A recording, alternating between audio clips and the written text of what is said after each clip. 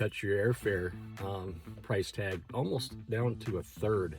There's another way that you can hunt Alaska that is less inexpensive than your traditional charter a flight, hire a guide, which are great services, and they get you out in the bush.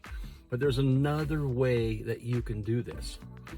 And I don't know if you've thought about it, and this actually gets you off the main road systems and gets you into the outlying road systems of Alaska. And I'm talking about flying like into Anchorage or in the Fairbanks and then doing another commercial flight out into the bush or in other towns or communities or even native villages.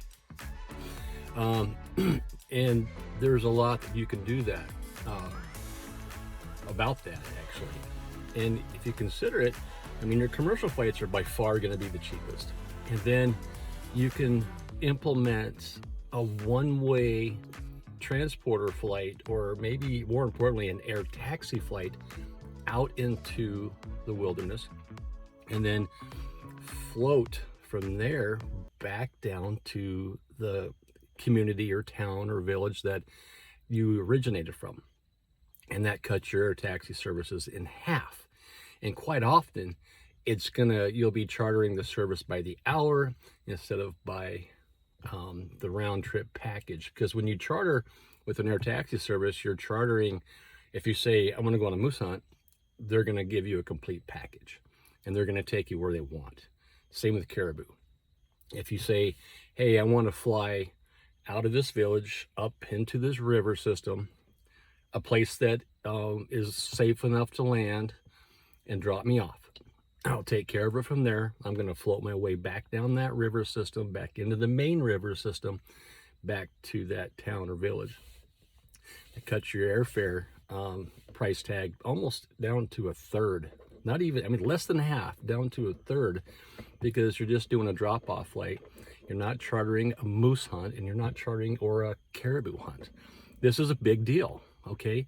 And then you take the rafts that you brought with you, and you will be hauling your own moose or caribou out yourself and saving on the air taxi service. Air taxi gets paid, you get savings, and the commercial flights are cheap comparatively. Get back to the village or to the community or town, and maybe talk to that air taxi service if they know anybody that will pick you up on the river with a vehicle or ATV, which is how this works, and drive you back to the airport, where you're going to hook up with a commercial service to fly home with. Now, why is this possible? Because almost every town in Alaska they were built on rivers, because that's how Alaska was formed. It was the famous Chilkoot Pass back in the early days with the gold rush.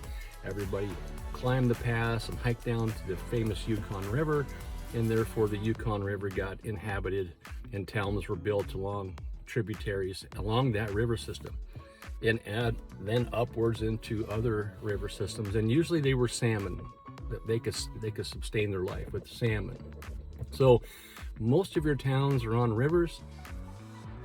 Get flown up river, float back to town with your moose, caribou, and extract yourself back into Anchorage or Fairbanks with commercially. Saves a ton of money. Everyone makes some money. You save a ton of money doing it like this. But have you thought about that? It's not just all of you are going, oh, the roads. Alaska is, the road systems in Alaska is maybe not even 0.1% of Alaska. That's how few roads are in Alaska. It's not even 1%. Of 99% of Alaska has no roads. So you got to figure this out. How do I get off the road? And it's going to be with an air taxi. It's going to be with a boat.